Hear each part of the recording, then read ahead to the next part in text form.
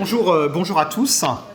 Je suis ravi de vous accueillir à la faculté de droit et de sciences politiques de Nantes.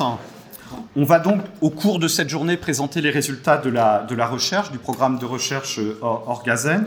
Il y a quatre tables rondes qui vont nous permettre de revenir un petit peu sur l'origine du sujet, les fondamentaux de la santé mentale. Une deuxième table ronde ce matin qui portera sur le dialogue social en la matière. Et puis cet après-midi, on aura deux autres tables rondes qui seront consacrées aux voies de contrôle et puis au rôle des médecins. Et enfin, en fin de journée, il y aura une synthèse qui clôturera ce moment. Donc, après des exposés de 15 minutes, on est bien d'accord, il y aura sur chaque session un temps d'échange, de questions, de débat. Enfin, la salle aura la parole. Il y a également deux pauses, mais vous l'avez peut-être déjà repéré sur le programme qui sont prévues. C'est important, les pauses, à 10h30 et puis vers 15h30. Alors, je vous propose de commencer cette journée par la première table ronde, le premier temps, sur la généalogie, quelles origines à la santé mentale. L'idée, voilà, est de revenir un petit peu sur les concepts, sur les notions santé mentale, risques psychosociaux, troubles psychiques, de quoi s'agit-il, de quoi parle-t-on, comment ces questions-là, comment le droit s'est saisi de ces questions et de ces sujets, à quel moment le débat et le sujet a aussi émergé. Ce sont toutes ces questions auxquelles cette première session va réussir à y répondre, je pense, ou du moins apporter un certain nombre d'éléments. Donc pour ce faire, 4 présentations. Je croise les doigts pour que Loïc Lerouge nous rejoigne. Alors, une première intervention dans l'ordre d'intervention, Marie Baudel, qui est enseignant-chercheur contractuel à Nantes Université, qui va revenir sur les origines de la santé mentale en droit. Nous aurons ensuite une présentation par Paul Véron, qui est maître de conférence ici à Nantes Université, sur la santé mentale en droit de la santé. Sonia Desmoulins enchaînera sur quelque chose peut-être que vous ne connaissez pas, mais qui a joué un rôle très très important dans l'émergence de cette question de la santé mentale en droit. Ce sont les travaux du comité OIT-OMS. Et puis Loïc Lerouge, vous me voyez scruter l'écran désespérément pour que la liaison avec les États-Unis s'installe, qui devrait revenir sur le concept de risque psychosocial. Marie, je vous passe la parole. 15 minutes, je vais être le gardien du temps. Merci, Monsieur Eas, et bonjour à tous. Alors, tout d'abord, avant de commencer, je tiens à vous remercier, Monsieur Eas, de m'avoir invité à intervenir à ce colloque. Et juste pour dire que j'ai quand même eu la chance de participer au projet Orgazen en tant que membre, puis en tant que post-doctorante. Et ça a été un réel plaisir de participer à ce projet et au sein de cette équipe tout particulièrement. Alors, cette intervention s'intitule modestement, et encore merci Monsieur Eas pour cela, aux origines de la santé mentale en droit. Alors, je vais tout de suite réduire l'ambition du sujet, puisque l'idée sera ici uniquement d'aborder la question du point de vue du droit international. L'idée de cette contribution, c'est d'identifier à quel moment les institutions internationales se sont intéressées à la question de la santé mentale, et à quel moment le terme, la notion de santé mentale a été utilisée, a été mobilisée pour désigner ce domaine d'activité. Pour cela, il faut remonter au XXe siècle et à la création des premières institutions de coopération sanitaire internationale. On peut en citer deux. L'Office international d'hygiène publique, créé en 1907, et cet Office international d'hygiène publique, il développe plus particulièrement une activité autour de la lutte contre les grandes épidémies, contre les grands fléaux. La deuxième, c'est l'Organisation d'hygiène de la Société des Nations, qui est créée en 1922 et qui, elle, va développer un domaine d'activité un petit peu plus large. De fait, cette organisation, c'est la première institution internationale, sanitaire internationale en tout cas, à s'intéresser à la question de l'aspect mental de la santé. Pour autant, l'usage de la notion de santé mentale n'est pas systématisé à cette époque, dans les années 1920.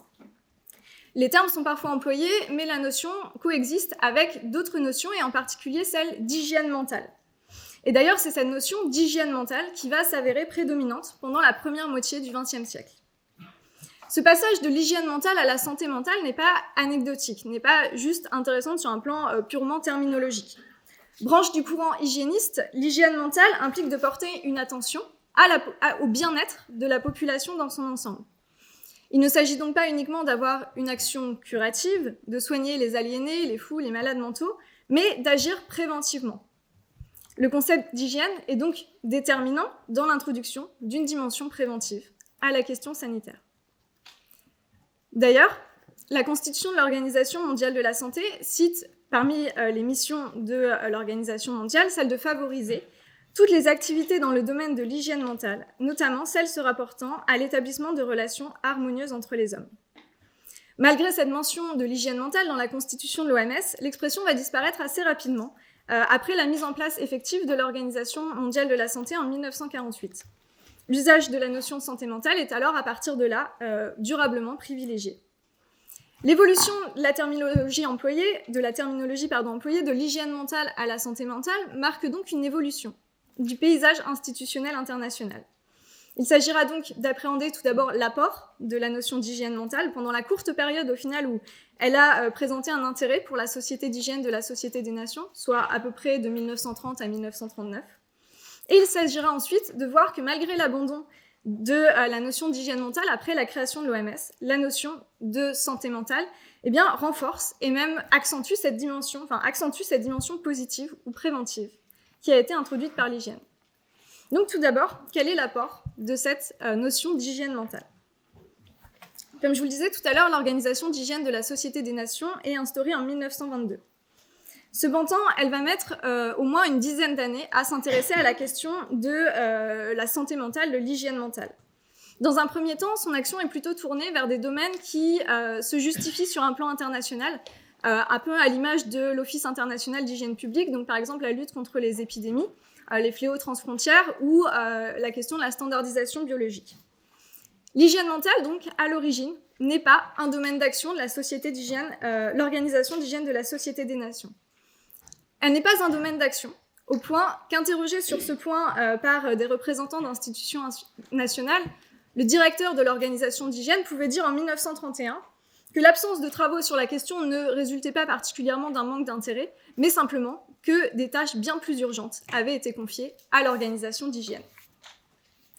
Pour autant, après cette date, donc on est en 1931, après cette date, plusieurs facteurs vont amener l'Organisation d'hygiène à s'intéresser à la question. Premièrement, l'objectif de lutte contre les maladies conduit l'Organisation d'hygiène à intégrer une dimension sociale et préventive. Et en cela, elle ne peut pas échapper à l'influence du mouvement hygiéniste et elle arrive à la conclusion assez rapidement que mener une action dans le domaine de la santé, une action purement curative, n'est pas suffisante. Il faut s'attaquer aux causes profondes des maladies et donc aussi avoir une action préventive. Deuxièmement, l'Organisation d'hygiène commence à être interpellée par différentes organisations internationales pour mener des études sur la question de l'hygiène mentale. Il s'agit par exemple de mener une étude sur la question de la relation entre l'hygiène mentale, le crime et la délinquance. Elle ne donne pas suite à cette demande. Par contre, elle est aussi interpellée pour mener une étude sur la question des formations universitaires en matière d'hygiène mentale, et là, elle donne suite à cette demande. Mais le facteur qui va s'avérer déterminant, c'est la crise économique des années 1930, la Grande Dépression. Cette crise, elle incite l'Organisation d'hygiène à mener des travaux sur l'hygiène mentale. En effet, en 1932, le comité d'hygiène demande un rapport sur les effets de la crise du point de vue de l'hygiène mentale. Le rapport est rédigé par une sous-commission qui est créée à cet effet et il porte sur deux questions. D'une part, l'influence de la crise sur les admissions dans les asiles et l'augmentation des maladies mentales. D'autre part, il porte sur les conséquences de la crise sur la moralité des chômeurs. Et c'est là que surgit au niveau de ces institutions sanitaires internationales le lien entre hygiène mentale et travail. Il ressort en effet du rapport de la sous-commission qu'aux dangers moraux qui guettent les classes laborieuses, désormais fortement touchées par le chômage, le travail apparaît comme le remède le plus efficace. L'oisiveté est dangereuse, l'oisiveté est source de vice, mais seulement lorsqu'elle concerne les petits travailleurs. Nous sommes en 1932, l'activité de la Société des Nations va se déliter rapidement, au vu de la dégradation des relations internationales. L'hygiène mentale est d'ailleurs le premier domaine pour lequel l'Allemagne nationale-socialiste, vous savez, Hitler arrive au pouvoir en 1933, qui va cesser sa collaboration avec l'Organisation d'hygiène. Alors, le fait que le directeur de l'organisation d'hygiène, Ludwig Rajman, soit originaire d'une famille juive polonaise n'a peut-être pas aidé à cette collaboration, mais surtout, vous imaginez bien qu'un gouvernement qui se donne pour objectif la pureté de la race, un gouvernement qui, à partir de 1939, mènera une politique d'extermination des malades mentaux, ne va pas partager avec le reste du monde des statistiques concernant les problèmes de santé mentale dans sa population. Cette collaboration internationale en matière d'hygiène mentale, elle subit donc un coup d'arrêt pendant la Seconde Guerre mondiale. Et à la fin de la Seconde Guerre mondiale, il va y avoir un renouveau des institutions internationales avec la mise en place en 1945 des Nations Unies. Et c'est dans cette nébuleuse des Nations Unies qu'est créée l'Organisation mondiale de la santé. La création de cette organisation annonce alors l'abandon de la notion d'hygiène mentale et l'adoption de manière plutôt pérenne de la notion de santé mentale. Donc j'en arrive donc au deuxième temps. J'espère toujours être dans les temps de cette intervention sur la consécration de la notion d'hygiène mentale. Comme je l'évoquais tout à l'heure, la constitution de l'OMS, adoptée en 1946, assigne plusieurs fonctions à l'organisation, notamment celle de favoriser toutes les activités dans le domaine de l'hygiène mentale, notamment celles se rapportant à l'établissement de relations harmonieuses entre les peuples, entre les hommes. Deux constats ici. D'une part, le texte reprend la notion d'hygiène mentale et de fait, le champ d'activité qui avait commencé à être défriché par l'organisation d'hygiène. D'autre part, le parti pris, ici, c'est celui d'une conception positive et très large de l'hygiène mentale. Cette conception fait d'ailleurs écho à la définition de la santé, qui est célèbre, qui est posée dans le préambule de la Constitution de l'OMS. La santé est un état complet de bien-être physique, mental et social, et ne consiste pas en une absence de maladie ou d'infirmité. Malgré cette présence de l'hygiène mentale dans la constitution de l'OMS, l'expression d'hygiène est rapidement remplacée par celle de santé mentale. Alors, plusieurs hypothèses ici, plusieurs éléments qui pourraient l'expliquer. Tout d'abord, le fait que la fin de la Seconde Guerre mondiale et la découverte des camps de concentration imposent une prise de distance avec les thèses eugénistes. Thèses qui, rappelons-le, dans les années 30, étaient plutôt prédominantes dans tous les courants de la médecine. Et donc l'hygiène mentale, comme ces autres courants de la médecine, c'était inscrite dans ces thèses eugénistes, au point que pour les thèses les plus extrêmes, eh bien, il fallait supprimer de la société les individus mentalement déficients. Cette évolution terminologique peut donc marquer une volonté de se distancier de ces thèses eugénistes et de cet héritage de l'hygiène mentale. Par ailleurs, si l'hygiène est teintée de moralisme, et tout particulièrement l'hygiène mentale qui s'est progressivement distinguée de l'hygiène sociale, la santé mentale semble peut-être moins perméable à ces considérations morales. Une prise de distance donc vis-à-vis de l'hygiène mentale, mais il n'en demeure pas moins que malgré l'abandon du concept, la santé mentale conserve cet apport de la dimension positive et donc préventive introduite par l'hygiène. Et donc c'est dans ce sillon, creusé dès les années 1930, accentué par le texte de la Constitution de l'OMS, que progressivement, l'Organisation mondiale de la santé adopte construit une définition de la santé mentale. En 1950, dans le deuxième rapport du comité d'experts sur la santé mentale, mis en place par l'OMS, le comité d'experts définit la santé mentale de la façon suivante, donc je vous le cite. La santé mentale est soumise à la double influence des facteurs biologiques et sociaux. Elle ne constitue pas un état statique, mais présente des variations et des fluctuations de degrés. La conception du comité suppose chez l'individu l'aptitude à nouer des relations harmonieuses avec autrui et à participer ou à contribuer de façon constructive aux modifications du milieu social ou physique. Et donc, dans cette définition, qui est formulée en 1950, on voit déjà apparaître les jalons de la définition actuelle de la santé mentale, définition que l'on retrouve souvent citée dans de nombreux rapports de décideurs publics ou dans des rapports de l'OMS, donc définition qui est formulée par l'OMS dans les années 2000. Cette définition, c'est la santé mentale est un état de bien-être dans lequel une personne peut se réaliser, surmonter les tensions normales de la vie, accomplir un travail productif et contribuer à la vie de sa communauté. Dans ce sens positif, la santé mentale est le fondement du bien-être de l'individu, d'un individu et du fonctionnement d'une communauté. Le lien avec le travail est ici évident. Il est même possible de se demander si la santé mentale n'est pas mise au service de la productivité du travailleur. Alors que l'hygiène mentale était un instrument de moralisation des classes laborieuses, la santé mentale serait aujourd'hui, et plus particulièrement le concept de santé mentale positive, serait aujourd'hui un instrument d'activation et de responsabilisation des travailleurs. Je vous renvoie sur ce point aux travaux du sociologue Alain Ehrenberg. Et donc, Comme il m'a été fait l'honneur d'ouvrir le bal de ces discussions, je m'octroierai pour conclure le privilège de lancer un questionnement pour le reste de cette journée d'études. Celui de se demander si cette dimension positive qui est introduite par l'hygiène, dimension positive qui s'est révélée essentielle dans l'intégration d'une dimension préventive à la question sanitaire, eh bien si cette dimension positive n'a pas aujourd'hui atteint ses limites. La santé mentale positive, telle que définie par l'OMS, conduit en effet à faire reposer sur l'individu la responsabilité de son bien-être, quelles que soient ses conditions sociales ou économiques d'existence, quelles que soient, pour ce qui nous concerne, ses possibilités et ses conditions d'emploi. La critique de la santé mentale positive que je formule ici rejoint en réalité la critique de ce qu'on appelle aujourd'hui le développement personnel. Si vous ne l'avez pas vu, je vous renvoie à un documentaire qui est paru sur Arte récemment, qui doit toujours être accessible, qui s'appelle La Fabrique du bonheur, que j'ai trouvé particulièrement intéressant de ce point de vue. Et donc, tout comme l'eugénisme a poussé à l'extrême l'hygiène mentale, le développement personnel ne pousserait-il pas la santé mentale vers l'écroulement du concept, vers ses rebords extrêmes? Pour faire le lien avec un mail que j'ai reçu récemment et peut-être certains éléments d'actualité, puis d'autres travaux que j'ai effectués dans le cadre de ce projet, les formations au micro-sieste et à la sophrologie dans la fonction publique peuvent-elles faire oublier qu'une partie du mal-être de ces agents trouve sa source dans des problèmes structurels touchant aux conditions collectives de travail? Je vous remercie.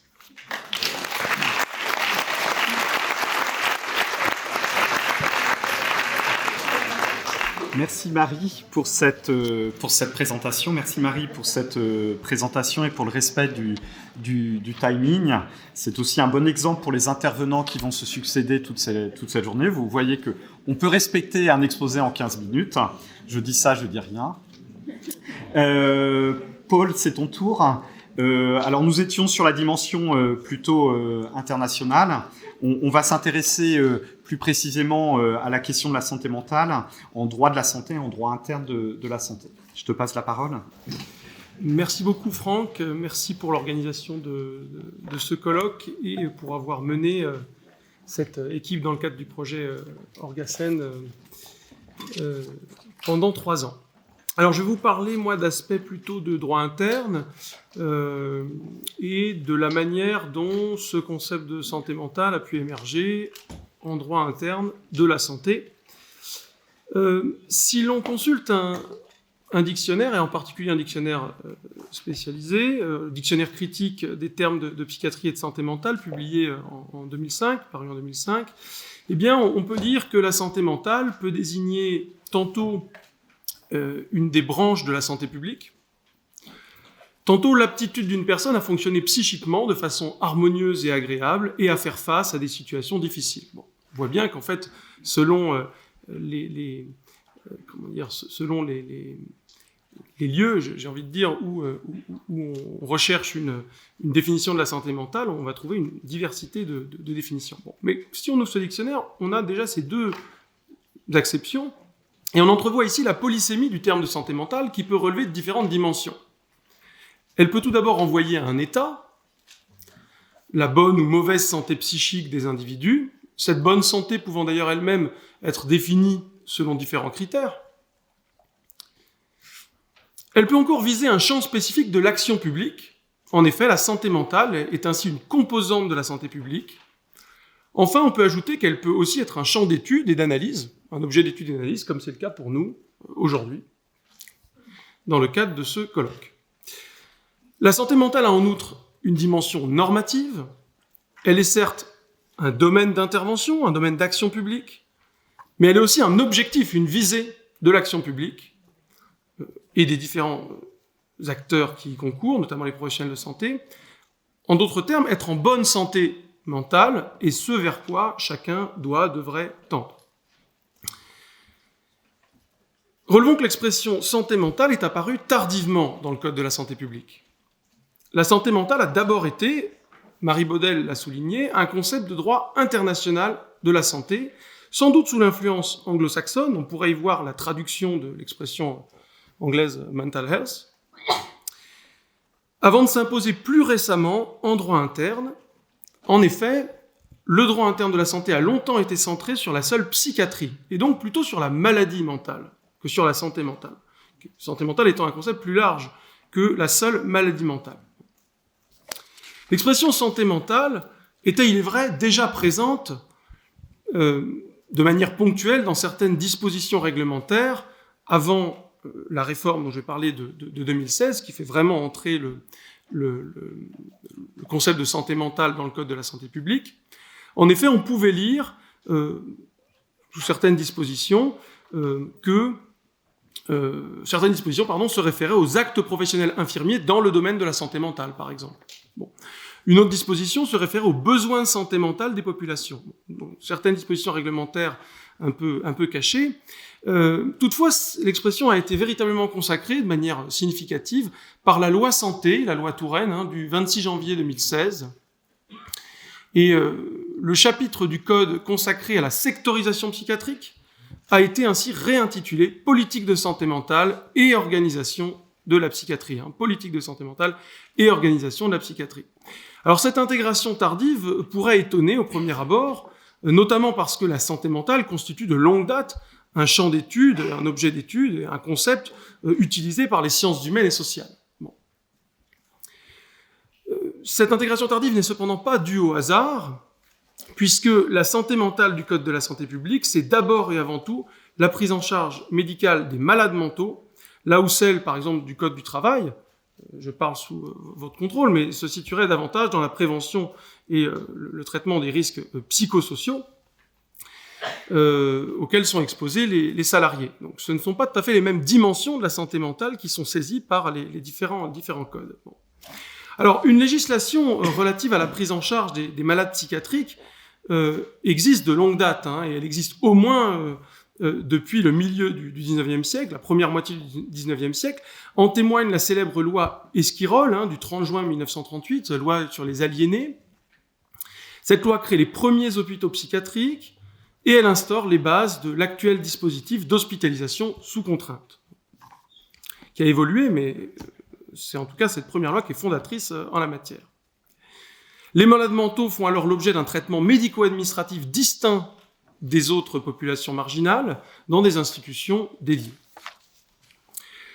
Dans les années 60, je fais un saut de plus d'un siècle, la psychiatrie s'organise par secteur. Chaque territoire psychiatrique a pour pivot un établissement public de santé spécialisé qui anime la politique de lutte contre les maladies mentales et dispose de différents relais sur les territoires, en particulier à travers les institutions qui existent toujours, qui sont les CMP, les centres médico-psychologiques. Donc la prise en charge des malades n'est plus exclusivement hospitalière et en rupture avec la logique asilaire. Il s'agit ici de maintenir autant que possible le malade dans son environnement social et familial. Alors en dépit de ces évolutions, la législation sanitaire traduit encore, à cette époque, une vision de la santé mentale presque exclusivement médico-centrée.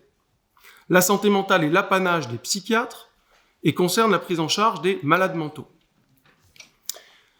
Or, précisément, l'évolution récente de la terminologie du Code de la santé publique, avec cette réforme de 2016 en particulier,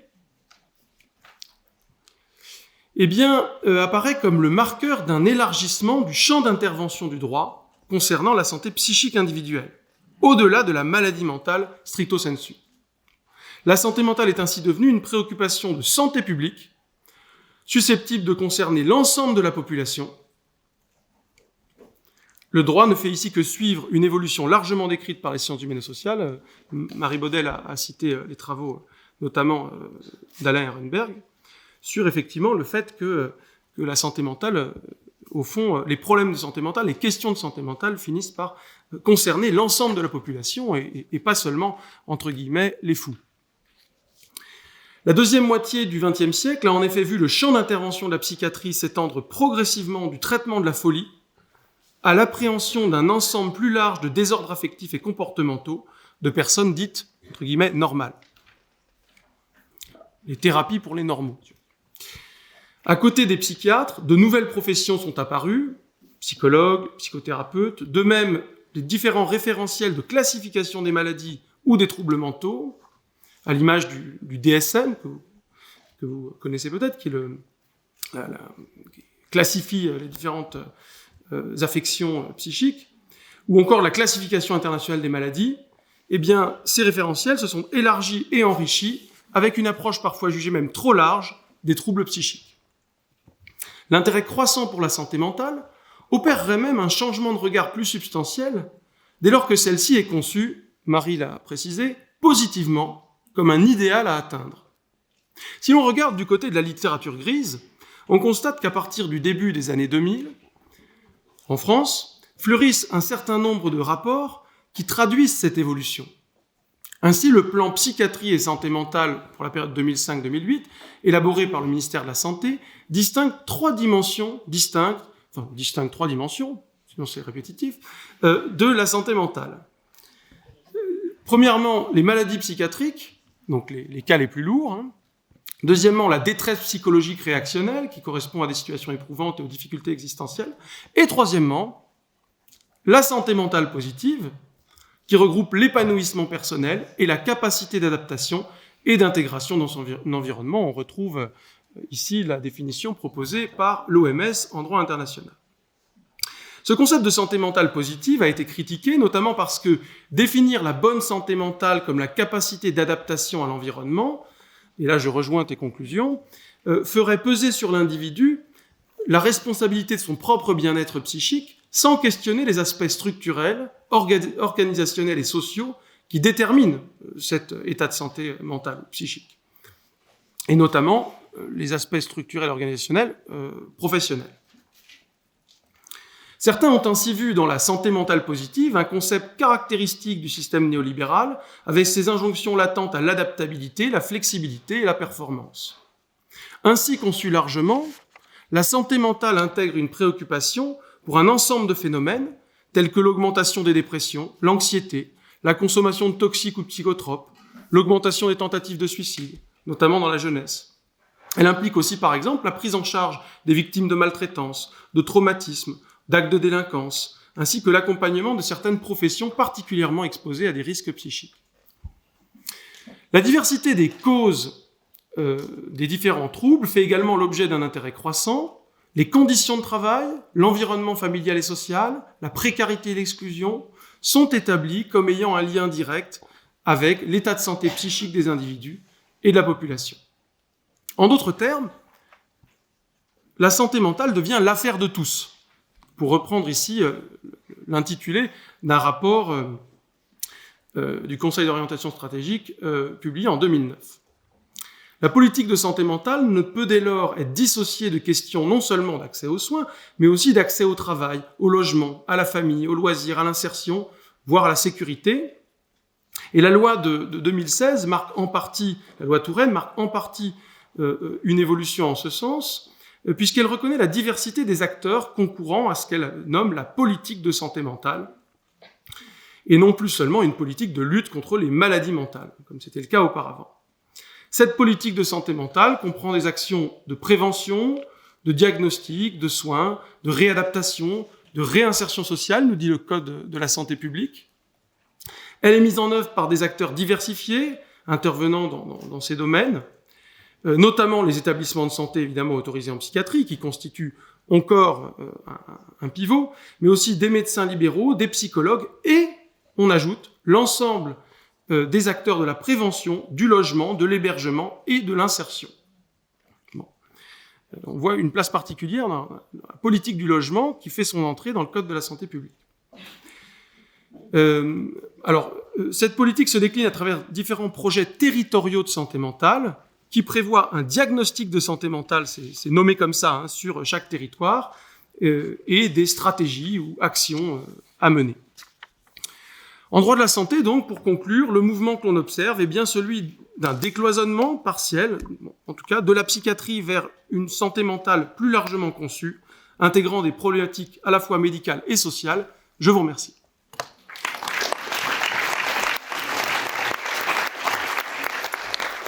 Merci Paul pour cette présentation. Vous voyez qu'en début de journée, on explore un petit peu ces différents chemins qui amènent à poser le sujet de la santé mentale. Peut-être pas directement encore au travail et dans l'entreprise, mais on va y arriver. Sonia Desmoulins. En fait, l'action, c'est par rapport au prochain. On va changer de place à ce moment-là. Et puis, Donc bonjour, merci beaucoup à Franck pour cette invitation, non seulement aujourd'hui, mais pour cette invitation à découvrir le monde à la fois du droit du travail et du droit de la santé au travail, puisque ce ne sont pas mes objets de recherche habituels. J'ai pris énormément de plaisir à travailler au sein de cette équipe, mais aussi énormément de plaisir à découvrir des ressources, des sources de réflexion que je n'aurais pas sinon eu la curiosité d'aller chercher. Donc effectivement, pour cette première session, on s'interroge sur finalement les origines, les prémices de cette émergence d'un concept qui semble aujourd'hui être très présent partout, tout le temps. Alors comment je fais pour... Voilà. Et donc, je vous propose de continuer le tour d'horizon qui a été commencé par Marie notamment, en regardant un petit peu les choses cette fois-ci du côté du droit international du travail, puisque l'Organisation internationale du travail, c'est finalement, on pourrait dire, préoccupé très tôt de la dimension psychique, des conséquences psychiques du travail, en tout cas, des facteurs psychologiques susceptibles de rendre plus fréquents et plus graves les accidents du travail, puisqu'on trouve cette idée dès 1923 dans la recommandation sur la prévention des accidents du travail. Pourtant, cette apparition très précoce peut être un faux signal en quelque sorte, puisque c'est à la fois quelque chose d'assez anecdotique dans la recommandation elle-même, qui est essentiellement tournée vers les causes physiques des accidents du travail, mais aussi un signal faible, puisqu'en réalité, on ne retrouverait explicitement ce type de mention qu'en 1959, dans une autre recommandation, celle sur les services de la médecine du travail. Et il faudra finalement attendre 1981 pour qu'un instrument obligatoire, qui est la Convention sur la sécurité et la santé des travailleurs, reconnaisse effectivement, inclut effectivement une mention explicite à la santé psychique ou mentale des travailleurs. Pour autant, 1923, même si ça nous replace dans le contexte hygiéniste qui a été évoqué, 1959, c'est tout de même très précoce par rapport à l'émergence et à la diffusion du concept tel qu'on la reçoit aujourd'hui. Et de plus, c'est une préoccupation qui ne cesse de s'affirmer d'un document à l'autre. La Convention, en l'occurrence de 1981 sur la sécurité et la santé des travailleurs, a le grand intérêt de mettre directement en lien le terme santé au sens de sa relation avec le travail et les éléments non seulement physiques mais aussi mentaux qui peuvent affecter la santé en lien avec la sécurité du travail. Et puis, cette convention fait aussi, et c'est le cœur de notre interrogation aujourd'hui, le lien entre santé psychique des travailleurs et organisation du travail. Mais c'est évidemment beaucoup plus tardivement que cette préoccupation s'affirme. Et finalement, il faut attendre 2019 et la Convention sur la violence et le harcèlement pour que la mention la plus explicite sur le risque que des conditions de travail causent véritablement un dommage d'ordre psychologique soit reconnue. Très tardif donc, 1959 ou 1923, si on veut vraiment faire l'archéologie en quelque sorte, 1959, 1981, 2019, on voit qu'on est là dans une perspective de temps long. Malgré tout, c'est une préoccupation qui ne cesse de s'affirmer et qui ne cesse de s'affirmer dans des conventions, des recommandations, des documents variés, avec des rapports, des études assez variées. Malgré tout, c'est une préoccupation qui reste comparativement peu présente dans l'ensemble normatif. Et on peut simplement prendre un exemple pour l'illustrer. Quand on regarde la déclaration pour l'avenir du travail qui a été adoptée à l'occasion du centenaire de l'Organisation internationale du travail, qui est donc un document fort d'un point de vue symbolique et de communication, on trouve l'engagement des États membres en faveur d'un monde du travail exempt de violence et de harcèlement. On trouve l'affirmation du concept de travail décent, censé garantir à tous la dignité, l'épanouissement personnel, le partage équitable de leurs avantages.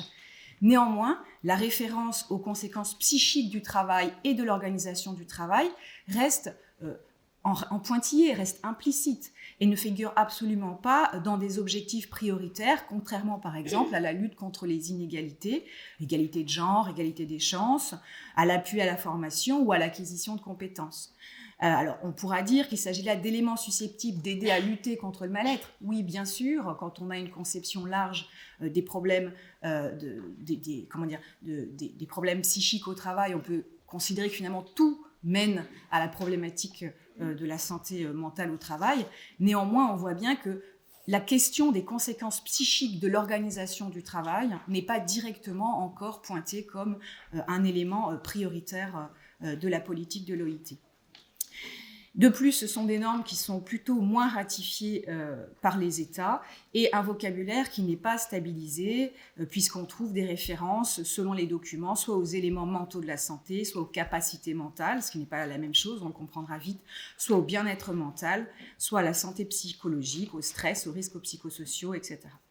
Et de ce point de vue, la gestion de la crise Covid-19 semble certes avoir accéléré la prise de conscience de la dimension psychique des contraintes de travail, mais avoir aussi provoqué un déplacement, puisque encore une fois, ce n'est pas l'organisation du travail qui du coup a été pointée, mais bien la question des répercussions psychiques de l'exposition aux risques physiques, économiques, la perte d'emploi ou sociale. Alors dans ce contexte, on le voit, il y a une émergence assez précoce, mais qui semble bien tarder à être prise en considération. Et donc je me suis demandé, finalement, d'où vient peut-être cette émergence, mais aussi comment a cheminé cette préoccupation pour la santé mentale, en lien notamment avec l'articulation, le problème de l'articulation entre santé publique et santé au travail, puisqu'on vous a montré que le droit international de la santé avait pris en charge cette question, mais et on a insisté sur le fait que la santé publique avait pris la psychiatrie très tôt comme un champ d'intervention. Et je suis donc arrivée au constat qu'il y avait une institution qui avait été créée très tôt, en 1948, donc à la suite de la première Assemblée mondiale de la santé, qui s'était préoccupée de cette question, et c'est le Comité international OIT-OMS de la médecine du travail. C'est donc une source tout à fait intéressante pour traiter à la fois de l'émergence de la thématique de la santé mentale au travail et de l'organisation du travail, ou en lien avec l'organisation du travail, mais aussi pour penser la problématique de l'articulation entre santé publique et santé au travail, qui est quand même une thématique qui revient, qui ne cesse de revenir sur la table, et dont on a l'impression qu'au final, on n'arrive jamais à la traiter de manière convaincante et efficace. Alors, on est dans une session sur l'émergence, donc en réalité, ce sur quoi vous vous en doutez, je vais insister, c'est à quel point beaucoup de choses sont là et à quel point, en quelque sorte, on refait le travail qui a déjà été fait ailleurs. Mais après tout, si ça nous mène là où nous souhaitons aller, pourquoi pas ? Donc effectivement, c'est un groupe d'experts pluridisciplinaires qui est créé en 1948, qui va tenir sa première session en 1950, qui est destiné à porter un discours unificateur sur des thèmes jugés importants de la santé au travail, qui est indépendant. Et on s'aperçoit que la question de la santé mentale des travailleurs et la préoccupation pour la dimension psychique du travail est présente très très tôt, dès la première session en 1950. Donc, ce n'est pas du tout une question anecdotique, c'est une question qui est tout de suite conçue comme étant importante du point de vue de la médecine du travail, même si à l'époque, il y a une certaine porosité entre médecine du travail et hygiène industrielle. C'est normal, on est en 1950, on est encore dans une période de transition. Ces travaux sont importants, ils sont connus. Il suffit je n'ai pas le temps de m'étendre, mais il suffit de citer un rapport de 1984 sur les facteurs psychosociaux qui a été éminemment et abondamment repris dans les travaux sur ces risques ou ces facteurs psychosociaux qui sont aujourd'hui au cœur de nombre de nos préoccupations. Les facteurs psychosociaux au travail consistent en des interactions du milieu de travail, du contenu de la nature et des conditions du travail d'une part, et des capacités, des besoins, des coutumes, de la culture et des conditions de travail des travailleurs en dehors du travail d'autre part. Ces facteurs sont susceptibles d'influencer sur la santé et sur la performance et la satisfaction au travail. Alors, cette définition, elle a été beaucoup reprise, elle a beaucoup marqué. Elle vient de ce comité et elle porte en germe énormément d'éléments qui sont aujourd'hui très importants, puisqu'elle insiste non seulement sur la multiplicité des dimensions du facteur psychique au travail et des risques psychosociaux au travail, mais aussi sur le fait que finalement le travailleur, c'est aussi un être qui circule entre des milieux familiaux, sociaux et de travail. Le temps file, donc j'avance pour simplement pointer quelques éléments qui me paraissent absolument importants dans les travaux de ce comité OIT-OMS. Tout d'abord, la santé mentale est clairement au cœur des missions de la médecine du travail et de ce qui va devenir les services de santé au travail. Et ça se sent au fur et à mesure des différents rapports, des différents travaux, des différentes sessions, mais cela se sent dès le début. Je vous ai mis au tableau 3 citations qui datent, vous le voyez, de 1950, 1952 et 1957, donc on est très tôt. Et vous le voyez que dès le premier rapport, on a une définition qui unifie internationalement le champ d'intervention et de compétences des médecins du travail, avec cette idée que parmi les objectifs de la médecine, il y a celui de promouvoir et maintenir le plus haut degré de bien-être physique, mental et social des travailleurs dans toutes les professions, et qu'il faut placer et maintenir le travailleur dans un emploi convenant à ses aptitudes physiologiques et psychologiques. En somme, adapter le travail à l'homme et chaque homme à sa tâche. Mais d'abord, adapter le travail à l'homme et non pas l'homme à sa tâche. Dès 1950, les éléments sont là. En 1952, dans le 3e rapport consacré à la formation des médecins dans le domaine de la médecine du travail, on trouve clairement l'idée que le médecin doit pourvoir et veiller à la santé physique et mentale des travailleurs en tenant particulièrement compte de la nature de leur occupation, donc quelque chose de fin, quelque chose de personnalisé. Il y a donc lieu de s'efforcer d'établir un équilibre psychophysique entre le travailleur et son travail. Cet équilibre ne devrait pas seulement être réalisé par une adaptation du travailleur aux machines, mais aussi, ce qui est encore plus important, par une adaptation des machines et des méthodes de travail à la capacité physique et mentale de l'individu. À l'époque, les machines, bien sûr, ce sont des machines-outils. Aujourd'hui, les machines, ce sont les outils d'intelligence artificielle dont on vous parlera un petit peu plus tard aujourd'hui. Enfin, 1957, on trouve l'idée forte que la santé physique et mentale des hommes dont il a la charge et plus généralement le bien-être est au cœur de la fonction du médecin du travail. Donc vous voyez que le médecin du travail et la médecine du travail en général sont vraiment conçus comme un métier, une fonction qui doit pleinement prendre en considération la dimension psychique du travail et se mettre au service d'un bien-être qui est censé déborder largement le cadre du travail.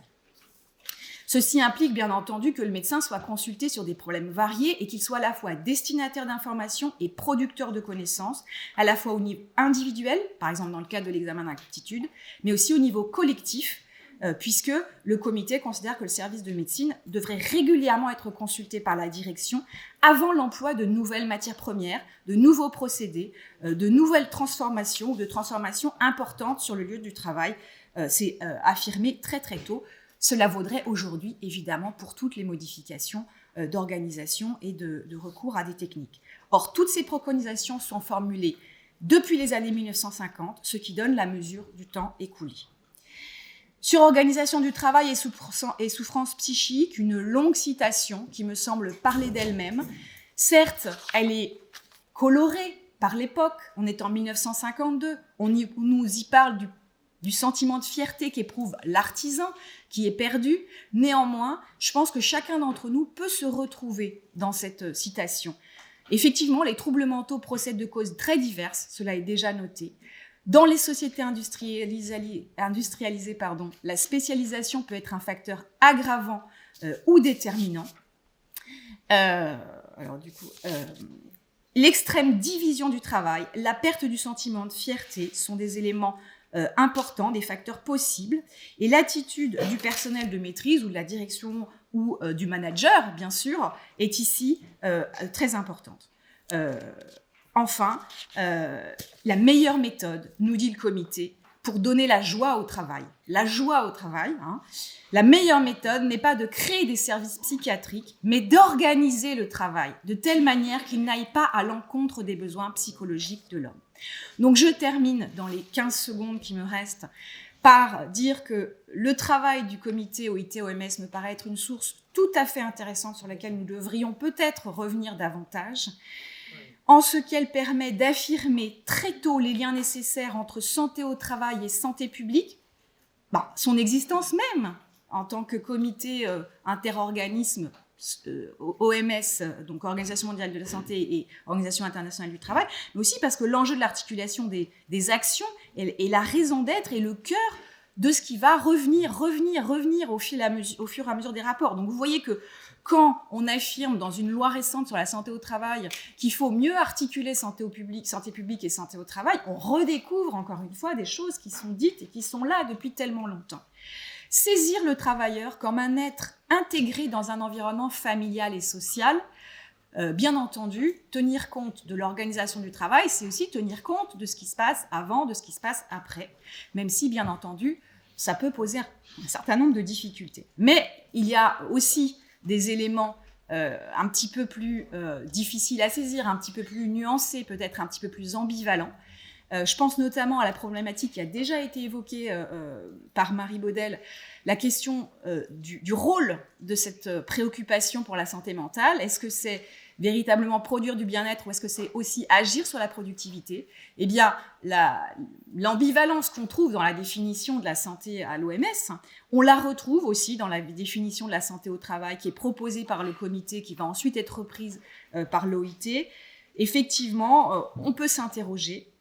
Et puis surtout, quelle effectivité, 70 ou 72 ans plus tard, qui connaît le travail de ce comité, qui le met en valeur et dans quelle mesure sommes-nous effectivement arrivés à faire en sorte que on adapte le travail à l'homme et pas l'homme au travail. Je vous remercie de votre attention.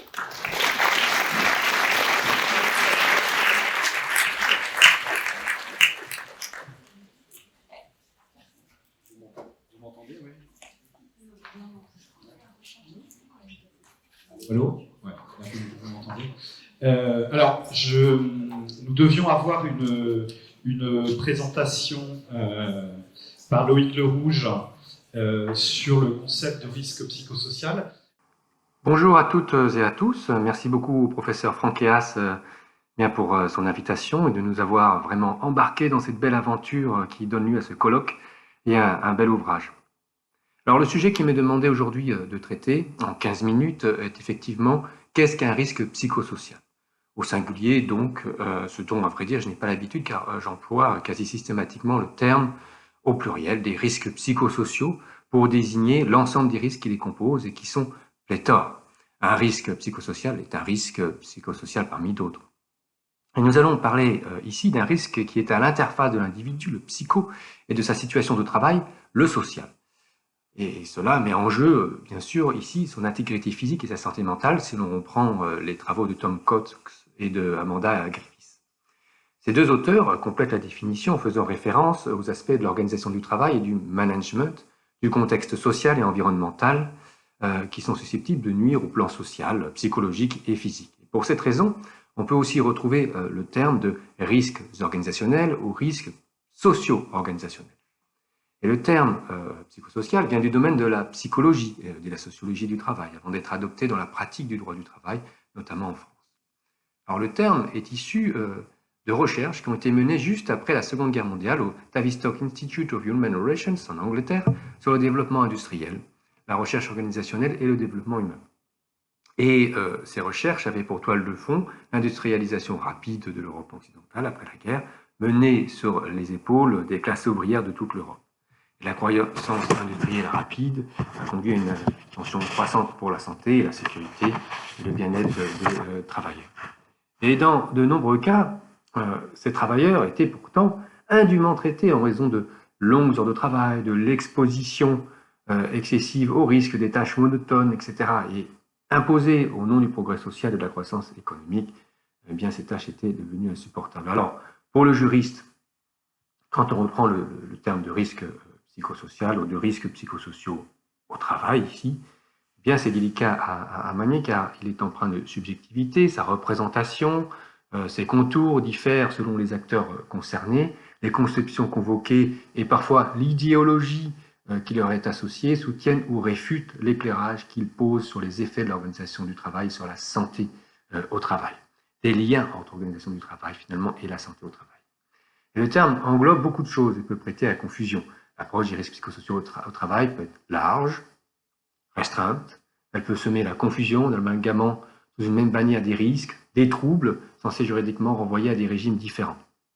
Et pour ne rien arranger, la littérature internationale distingue les psychosocial factors, les psychosocial hazards et les psychosocial risks.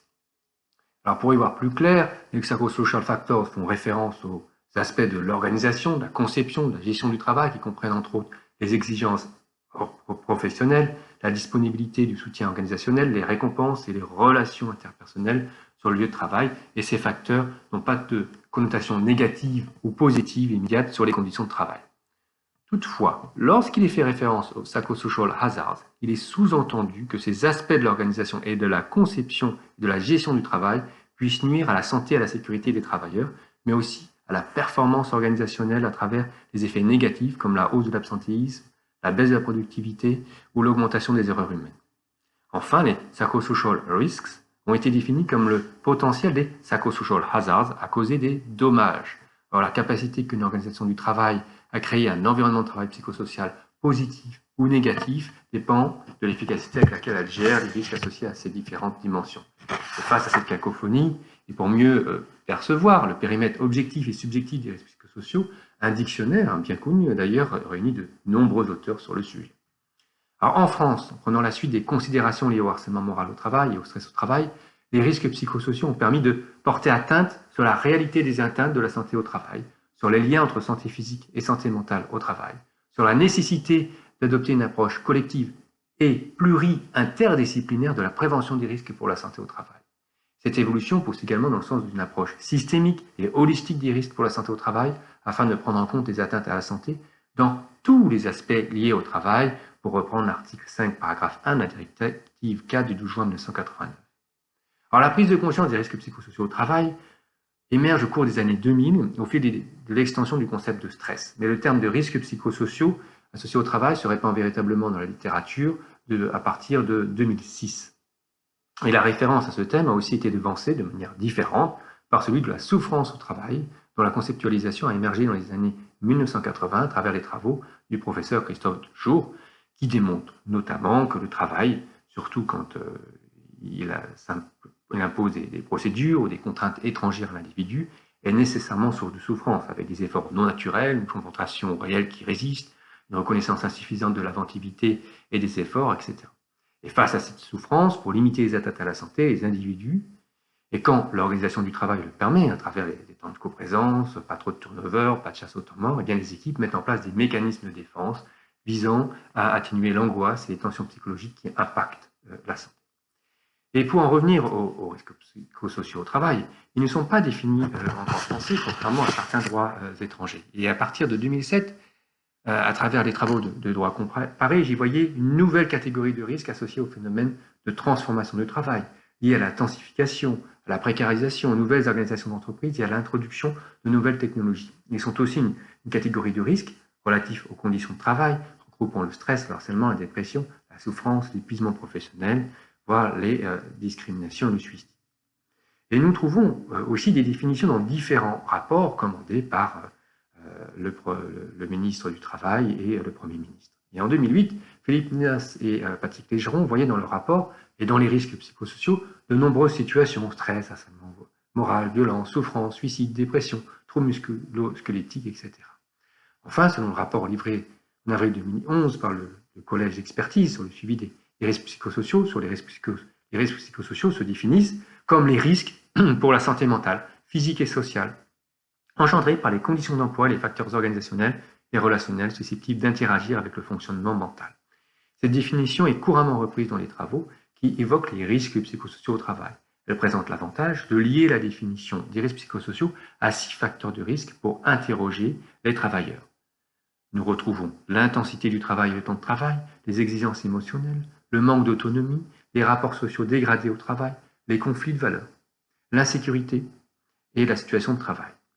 Bien qu'il n'existe pas de véritable consensus autour de définition, que le terme même est subjectif, et qu'il y a des tensions qui soient toujours perceptibles concernant leur délimitation entre représentants des travailleurs et représentants des employeurs, sur le plan de la définition juridique, les choses ont bien avancé au jour d'aujourd'hui jusqu'à envisager peut-être une directive européenne sur les risques psychosociaux au travail. Alors, sans vouloir faire un catalogue, voici un panorama des définitions juridiques existantes qui donne un peu de contenu, car il est possible que les risques psychosociaux soient simplement nommés dans une législation, mais sans définition, et les juges fait mention bien que les risques psychosociaux sont interdits ou que l'employeur doit les prendre en compte, et parfois des développements en termes de définition et de délimitation se retrouvent dans des guides de bonnes pratiques. Alors donc, en premier pays, on a la Belgique, qui est le premier pays au monde à les avoir définis, selon un arrêté royal du 10 avril 2014, relatif à la prévention des risques psychosociaux au travail, et qui est codifié dans le Code du bien-être au travail. Et les RPS sont entendus comme, je cite, la probabilité qu'un ou plusieurs travailleurs subissent un dommage psychique qui peut également s'accompagner d'un dommage physique suite à l'exposition à des composantes de l'organisation du travail, du contenu du travail, des conditions de travail et des conditions de vie au travail, des relations interpersonnelles au travail, sur lesquelles l'employeur a un impact qui comporte objectivement un danger. Au sein de l'Union européenne, l'Estonie a aussi défini les risques psychosociaux en amendant le 1er avril 2013 la loi sur la santé et la sécurité au travail. Et pour résumer, les RPS sont déterminés en fonction de l'exposition à un travail monotone ou à un travail ne correspondant pas aux capacités d'un travailleur. Une mauvaise organisation du travail, le fait de travailler seul pendant une période prolongée et d'autres facteurs similaires qui peuvent progressivement provoquer des changements dans l'état mental d'un travailleur. Aux Pays-Bas, il existe une législation aussi sur les risques dits psychologiques. Cette fois-ci, on ne parle pas forcément de risques psychosociaux, qui sont régis par la loi sur les conditions de travail et le règlement sur les conditions de travail. Et le droit néerlandais utilise le concept de pression psychosociale liée au travail, qui est défini comme les facteurs qui causent le stress, y compris l'intimidation sexuelle, l'agression et la violence, les brimades, la charge de travail dans la situation d'emploi. Et ici, les RPS se définissent au regard de leur contenu, ce qui est plus limité. Et l'employeur doit mener une politique visant à prévenir la pression psychosociale liée au travail ou à la limiter si la prévention n'est pas possible, dans le cadre de la politique générale des conditions de travail. Au Danemark, ici, avec la révision de la loi sur l'environnement du travail en 1975, l'environnement psychologique du travail était déjà pris en compte. Mais il a été précisé en 2020 par un nouveau décret sur l'environnement du travail psychologique, selon lequel le travail doit être planifié, organisé, exécuté à tous les stades de manière à ce que les effets à court et à long terme sur l'environnement psychologique du travail soient pleinement sains. Et les risques psychosociaux liés au travail résultent des effets qui surviennent en relation avec la manière dont le travail est planifié et organisé, des aspects organisationnels importants pour le travail du travailleur, le contenu du travail, y compris les exigences pour effectuer le travail, la manière dont le travail est effectué et les relations sociales au travail. En outre, il existe des dispositions spéciales sur les facteurs de risques individuels, comme la charge de travail importante, la pression temporelle, les exigences de travail peu claires et ou contradictoires, les exigences émotionnelles élevées liées au travail pour certains travailleurs, comme les travailleurs sociaux, les gardiens de prison, les infirmières, etc., les actes offensants, le harcèlement et la violence liés au travail, sur le lieu de travail ainsi qu'en dehors du travail. Maintenant, en dehors de l'Union européenne, on a surtout des pays ibéro-américains latino-américains plutôt, qui ont légiféré sur la question, avec le Pérou, qui aborde les risques psychosociaux à travers les conséquences sur la santé et les facteurs d'exposition. Et selon la loi sur la santé et la sécurité au travail, il est considéré qu'il y a exposition à des risques psychosociaux lorsque la santé des travailleurs est mise à mal, entraînant un stress et à long terme une série de symptômes cliniques tels que des maladies cardiovasculaires, respiratoires, immunitaires, gastro-intestinales, dermatologiques, endocrinologiques, squelettiques, mentales, entre autres. Et la symptomatologie clinique, donc des RPS ici, doit être basée sur un certificat médical délivré par des centres médicaux ou des professionnels de la santé dûment qualifiés. Alors pour clore maintenant ce rapide panorama, je n'ai pas le temps malheureusement de rentrer dans les détails, mais le Salvador a développé une législation ambitieuse pour prévenir les risques psychosociaux au travail, mais qui requiert des moyens. Ainsi, selon le règlement de gestion de la prévention des risques sur le lieu de travail, Les programmes de prévention et de sensibilisation aux risques psychosociaux devraient inclure des actions éducatives avec la participation d'un expert en la matière qui contribue au développement d'une culture organisationnelle basée sur l'être humain de manière à favoriser un environnement de travail sain, en plus d'établir un mécanisme de recherche et de détection précoce de ce type de risque. Et cet élément du programme de gestion doit garantir que l'organisation du travail est réalisée avec des critères préventifs, en ce sens qu'il comprend, si nécessaire, la conception d'équipes de rotation, de rythme de pause de travail en fonction des exigences psychophysiques et des tâches et des caractéristiques individuelles des travailleurs. Donc on a une loi ici qui est très précise, et elle précise d'ailleurs, elle ajoute qu'elle impliquerait, qu'il faudrait impliquer des mesures préventives, concrètes, comme minimiser les effets négatifs au travail, répétitifs et monotones, mettre en place des moyens pour que les relations de travail soient bénéfiques et respectueuses, à la recherche d'une communication efficace, impliquer les travailleurs dans l'adoption de changements dans l'organisation du travail, liés à la sécurité et à la santé au travail, sensibiliser aux causes et aux effets de la violence contre les femmes et du harcèlement sexuel sur le lieu de travail, et l'employeur doit recueillir toutes les suggestions à tous les niveaux sur le lieu de travail en accordant une attention particulière aux risques psychosociaux.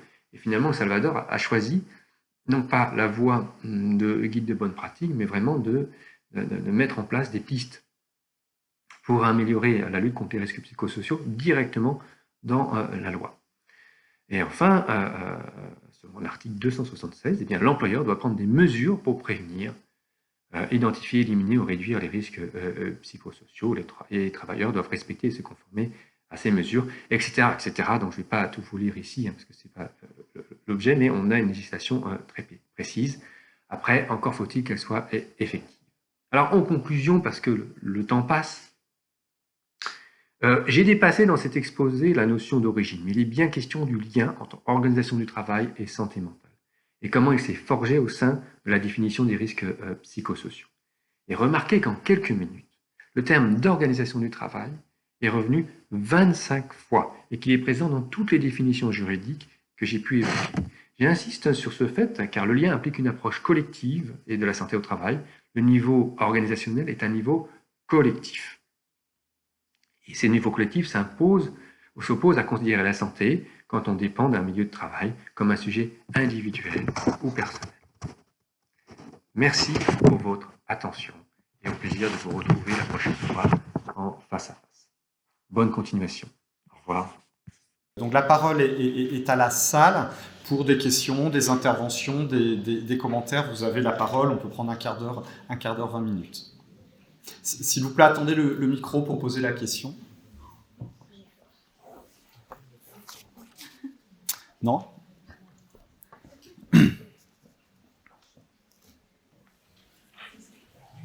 Puis merci pour cette belle session. J'aurais une question pour toi, Sonia. Dans les travaux que tu cites, c'est bien en lien avec les missions de la médecine du travail, est-ce qu'il y a des liens, des ponts qui sont établis avec la responsabilité de l'entreprise, voire de l'employeur, sur ces aspects-là? Ou est-ce que c'est cantonné à la question de la mission et des missions de la médecine du travail?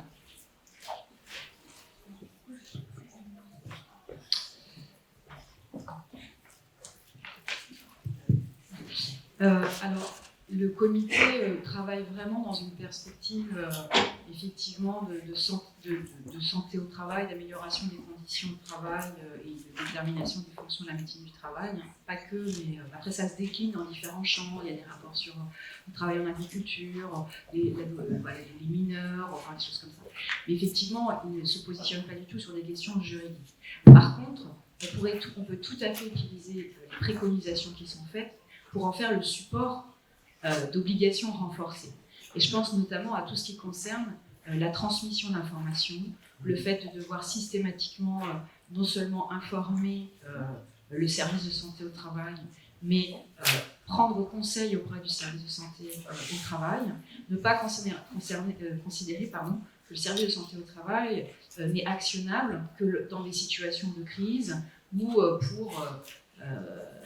pour faire en sorte que les travailleurs puissent pointer.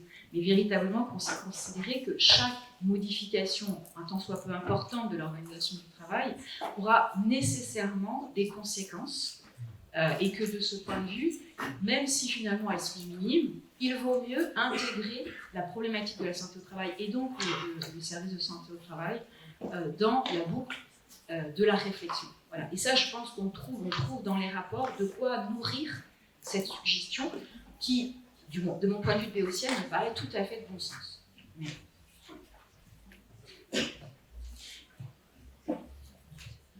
D'autres questions? Bonjour, Sophie Maillet, je suis psychologue du travail au sein d'un service de santé au travail. Tout d'abord, je voulais vous remercier de la qualité des interventions.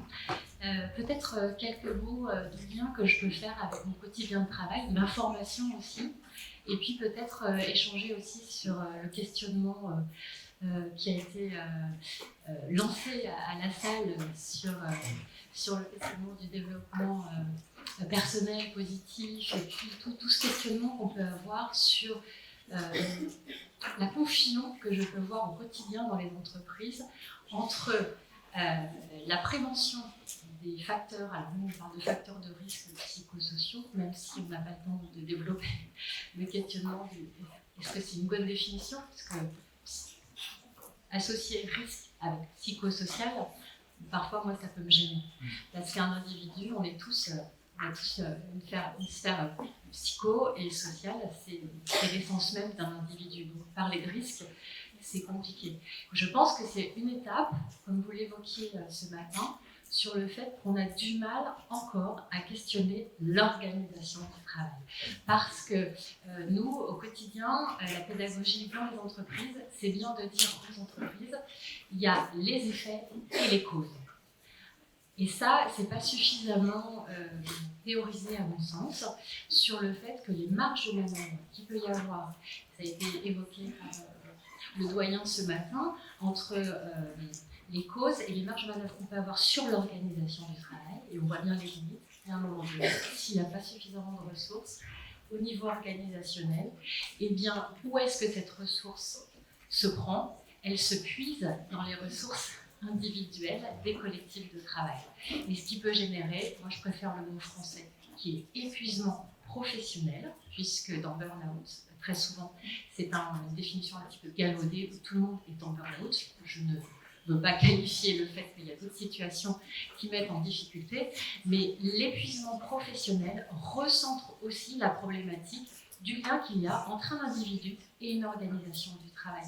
Donc ça me semble important par rapport à ce qui a été évoqué et la confusion qu'il peut y avoir. Moi, je vois des dirigeants, des comités de direction qui me disent « Madame Maillet, je ne comprends pas, j'ai mis une salle de sieste, ils ont la sophro, ils ont de la gym, ceci, cela, il y a, vous savez, les services d'aide, ils peuvent mettre le truc au pressing, il y a de la garde d'enfants. » Je dis « Mais ça, c'est super, il n'y a pas de problème. Mais vous êtes en dehors de la problématique ou la suite de la phrase, excusez-moi, c'est dire ils sont jamais contents.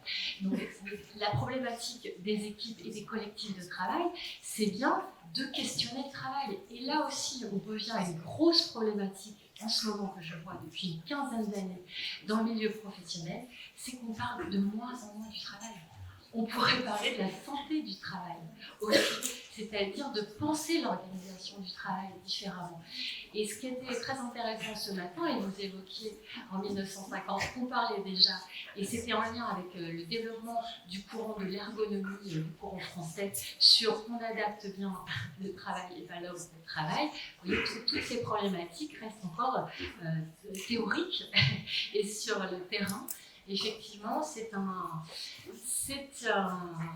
travail du quotidien pour que les choses se pensent différemment. Alors, vigilance dans les termes. La qualité de vie au travail n'est pas la prévention des risques psychosociaux, parce que quand on parle de risques psychosociaux, on va questionner l'organisation du travail et voir quelles sont les marges de manœuvre qu'il peut y avoir. Donc ça, c'est un premier point par rapport à votre questionnement.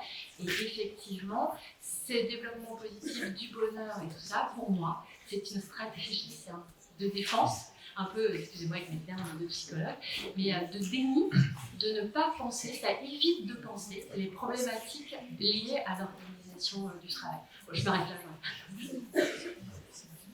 Merci. Alors, c'est vrai que vous l'avez compris, hein, le colloque porte sur ce croisement, je l'ai dit tout à l'heure, entre un sujet, la santé mentale, et puis l'autre sujet, l'organisation du travail. Donc là, ce premier temps était plus axé sur la santé mentale, mais vous avez parfaitement raison de remettre en discussion l'autre élément, la deuxième thématique, l'organisation du travail. Les autres temps du colloque vont contribuer à recentrer peut-être le débat. Je ne sais pas si quelqu'un veut répondre ou compléter. Non ? Peut-être juste pour donner un élément, on avait évoqué avec Franck Hess la question aussi de où en est l'organisation, enfin la thématique de la santé mentale dans la fonction publique. Et juste pour faire un petit écho par rapport à ce que vous venez de dire, je regardais les différents développements juridiques et j'ai vu qu'il y avait une circulaire du 23 février 2022 qui mettait en place des secouristes en santé mentale dans les services de la fonction publique, ce qui s'inspire un peu de l'idée lancée par l'OMS, de Mental Health First Aid. Donc l'idée, c'est d'avoir des salariés formés à des premiers secours en santé mentale, à des premières interventions pour éventuellement détecter des personnes qui vont avoir des problématiques. Et effectivement, on peut se demander si là encore, ce genre de stratégie, alors qui peut être louable et qui peut avoir des aspects positifs, eh bien, n'est pas peut-être une mesure cosmétique, là encore, pour détourner un petit peu l'attention de problématiques plus générales tenant à l'organisation du travail. Donc juste un élément d'actualité en écho avec votre... Merci. Alors, merci pour cette actualité. J'ai vu que la nouveauté, je n'étais pas au courant de la mise en place de secouristes sauveteurs du travail en santé mentale, amenait beaucoup de commentaires ou de gestes de la part d'entre vous qui, vous l'avez peut-être pas vu, mais ici on l'a vu, de gestes interrogatifs ou d'autres choses. Mais bon, c'est une information. Il y a une autre question là-bas. Alors, c'est pas une question. Je suis le docteur Kanouvic, je suis médecin du travail et je suis également médecin psychiatre. Je travaille actuellement comme médecin du travail dans un très grand groupe privé français où effectivement questionner et remonter jusqu'à la direction, c'est très compliqué. Je voulais juste donner à ma collègue psychologue du travail des termes. En matière, si on veut s'adresser aux employeurs, les termes à utiliser pour essayer de un tout petit peu les déranger, les faire douter, les emmener vers peut-être sortir un petit peu du déni. Ce sont les termes de prévention primaire, secondaire et tertiaire. Voilà, c'est tout. Dans le Code du travail, pour tout risque, l'employeur doit mettre en action une prévention primaire du risque. D'abord, quand une machine fait du bruit, on la change pour une machine qui fait moins de bruit. C'est dans le Code du travail, c'est dans les premiers chapitres du Code du travail en matière de prévention. Si on reconnaît les risques psychosociaux et maintenant plus personne ne les dénie, et surtout pas les employeurs qui s'agitent à mettre beaucoup de prévention tertiaire sur ces risques psychosociaux avec effectivement la CGT, etc. Même quand une psychologue du travail reçoit des salariés en souffrance, c'est encore de la prévention tertiaire. Or, les employeurs ont une obligation de prévention primaire des risques psychosociaux. Et ça questionne l'organisation du travail. Et ça ne peut que leur parler sur le plan juridique. Voilà, merci. Merci de cette précision utile. Alors, il y a une autre question ici devant. Merci. Oui, bonjour. J'ai deux questions. Une sur la question de la place de la clinique du travail dans l'histoire. À quel moment elle intervient et comment l'intégrer dans ce que vous avez pu évoquer, notamment en droit interne. Et deuxième question sur la différence éventuelle, s'il y en a une, d'évolution sur la prise en compte de la santé mentale entre le droit privé et la fonction publique. Alors, est-ce que vous pouvez préciser ce que vous entendez par clinique du travail ? Les théories développées par Christophe Dejour, notamment sur le lien, vous l'avez un peu évoqué, sur la remise en cause du système néolibéral, etc., mais la place que ça a pu prendre éventuellement dans l'évolution de la prise en compte de la santé mentale. Écoutez, alors, on a un spécialiste de ces questions-là dans la salle, mais je ne veux pas me mettre la pression. Non, je ne vais pas mettre la pression. On laissera rapidement la place aux spécialistes, alors, effectivement. Alors, je ne suis pas spécialiste de ces travaux pour le coup. Voilà. C'est Nicolas Chéniaud. Ouais, c'est là-bas. Bon, tu veux répondre, Nicolas ? Ouais, bon. Très bien. Il te met la pression. Un peu. Oui, en fait, l'impression, moi, avec un regard de juriste qui s'intéresse à certains aspects aussi de sciences sociales, l'impression, c'est effectivement que, que le droit a intégré, traduit cette récupération, effectivement, par le système néolibéral d'un concept pour, effectivement, en faire un opérateur d'adaptation de l'homme au travail. Voilà. Et le droit, certains aspects du droit sont des symptômes de ce phénomène et de ce mouvement. Voilà. Mais j'ai envie de dire, le droit ici apparaît, je ne sais pas si...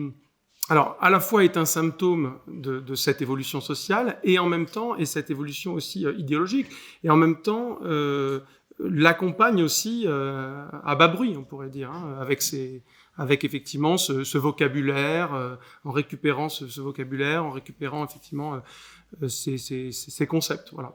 Donc l'apparition de la santé mentale positive, y compris... Alors c'est ça qui est intéressant, c'est que pour le coup, c'est pas dans le droit dur qu'on va retrouver cette idée de santé mentale positive en droit interne, mais c'est plutôt effectivement dans une littérature grise, des rapports, des circulaires administratives, des rapports. Et donc, mais effectivement, on voit bien que progressivement, ce qui était déjà affirmé en droit international trouve aussi une traduction en droit interne.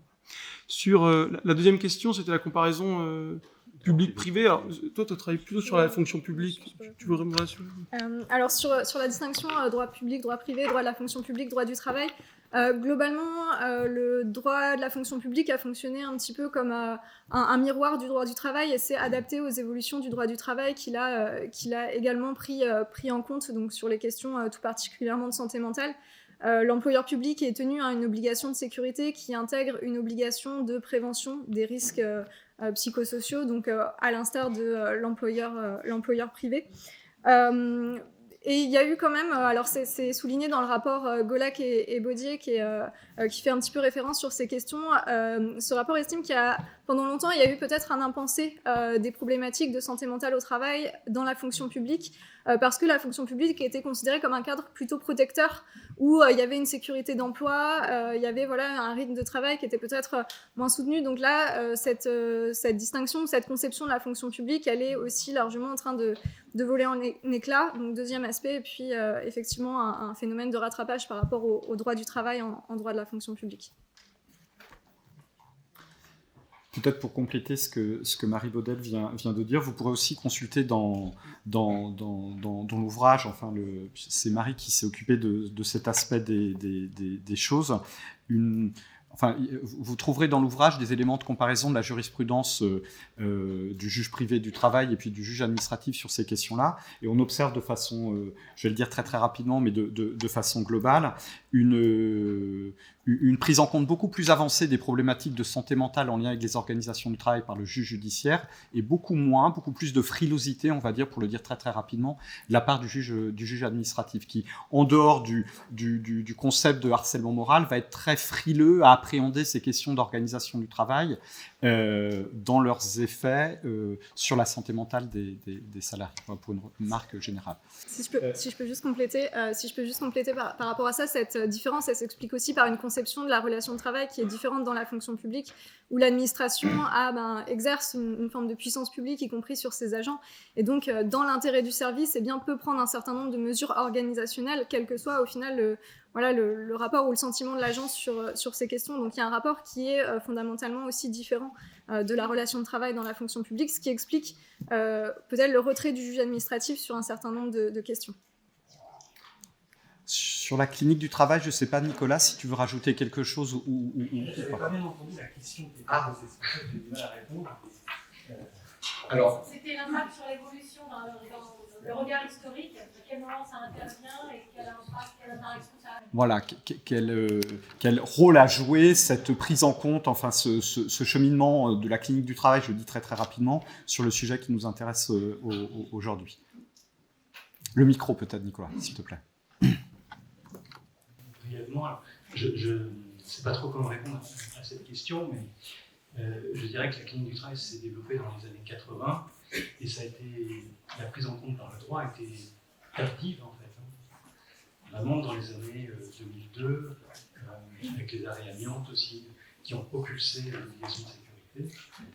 Mais effectivement, ce lien santé mentale et travail a été d'abord une investigation scientifique et après le droit est arrivé de manière très très tardive. Alors quand bien même effectivement, je dirais la revendication même du mouvement ouvrier dans le 19e siècle était aussi assez importante sur la question de l'aliénation mentale, etc. Mais effectivement, on a d'abord eu un progrès scientifique à partir de la clinique du travail, donc les efforts de la psychiatrie qui ont été démontrés aussi dans les années 60 pour amener à cette question du lien avec le travail. Mais ça a été une conquête très, très délicate et après l'affirmation en droit a été vraiment très tardive. Merci. Je renvoie à la contribution de Nicolas Chéniaud dans l'ouvrage sur ces sujets-là. Et je dois dire qu'à la lecture de la contribution de Nicolas, j'ai enfin compris cet apport et cette importance des conflits qui peuvent exister au travail. Tu évoques un conflit esthétique et éthique du travail qui sont très très importants de ce point de vue-là. Il y avait une autre question. Alors peut-être on est deux dernières questions et puis on fera la pause ensuite. C'est juste pour rebondir sur les propos de monsieur sur la clinique du travail, la psychopathologie du travail développée par Christophe Dejour et je dirais base de tout ce qu'on peut faire d'utile dans les entreprises n'est absolument encore pas enseigné dans les facultés de médecine dans le secteur de la psychiatrie. Et c'est très très ennuyeux. Dès que les gens souffrent et qu'on les envoie vers un psychiatre, en fait, il n'y a pas les clés. Voilà. Merci. Lucie Hubert avait une question juste devant. C'était pas tant une question deux remarques. D'abord sur cette question du bonheur et de la santé qu'on associe assez facilement au néolibéralisme, ce en quoi je suis parfaitement d'accord, mais en réalité la question est, je pense, un peu plus ancienne. Et en t'écoutant, Marie, j'ai pensé à des critiques de Claude Lévi-Strauss qui, en 1946, dénonçait déjà les techniques du bonheur aux États-Unis comme des techniques de contrôle social, comme quoi cette critique est quand même vraiment ancienne et peut-être pas propre au néolibéralisme stricto sensu des années 80. Et deuxième chose, sur la question de la clinique du travail, peut-être sur la façon dont ça peut s'insérer en droit, c'est-à-dire les voies en fait, assez détournées. Donc les travaux de Christophe Dejour, Diflo, etc. On les voit, à mon avis, apparaître effectivement très tardivement en droit, par le biais de rapports, donc des développements par exemple sur la notion de harcèlement moral, quand il a fallu créer une définition législative. Certains rapports, celui qui a été cité, le rapport Golac notamment. Et aujourd'hui, disons que ces apports-là de la clinique du travail se voient peut-être beaucoup moins dans les textes eux-mêmes que par des voies, disons, assez détournées. Je pense notamment au fait que certains experts du comité social et économique viennent un peu, ou en tout cas cette formation-là, ce qui permet d'amener une certaine vision de la psychopathologie du travail dans les entreprises, mais c'est encore une voie détournée, ou peut-être plus, mais alors là je pense que c'est assez exceptionnel, dans certains procès, où ont pu être appelés comme témoins certains universitaires, et notamment Christophe Dejour, dans le procès France Télécom, ce qui est en fait une manière d'amener en droit ces questions-là, mais encore une fois par des voies qui sont quand même détournées, et c'est quand même un peu étonnant que d'appeler comme témoins certains universitaires comme Christophe Dejour, Yves Clos, etc., etc. Et d'autres, hein, j'en oublie beaucoup. Mais c'est, disons, une petite évocation de la façon dont ça peut s'intégrer en droit, ces questions. Merci. Je crois qu'il n'y a pas d'autres questions. Merci à nos différents intervenants.